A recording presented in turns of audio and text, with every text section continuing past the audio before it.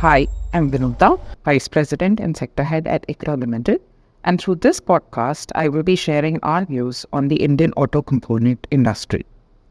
ICRA projects its sample of 46 auto ancillaries with aggregate annual revenues of about 270,000 crore in FY23 to grow by about 9 to 11% in FY24, driven by healthy domestic demand despite a high base and moderate growth in exports.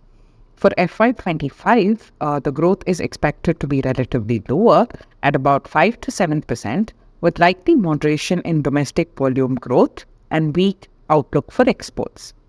However, factors like rising supplies to new platforms because of vendor diversification initiatives by the global OEMs, higher value addition partly stemming from increase in outsourcing by global tier 1s and OEMs, and aftermarket demand potential in overseas markets with aging of vehicles and increased sales of used vehicles augur well for the Indian auto component suppliers.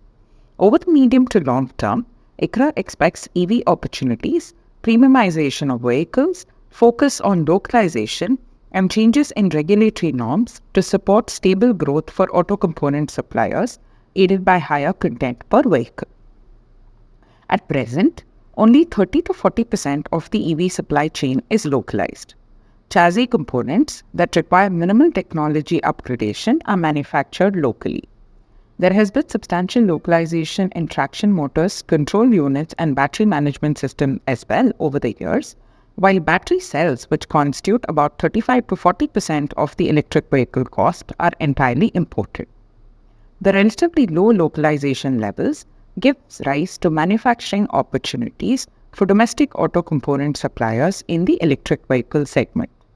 For parts that are already used in ICE vehicles, there could be technological advancements in certain cases, resulting in higher content per vehicle. Thank you for listening and stay tuned for our upcoming podcasts.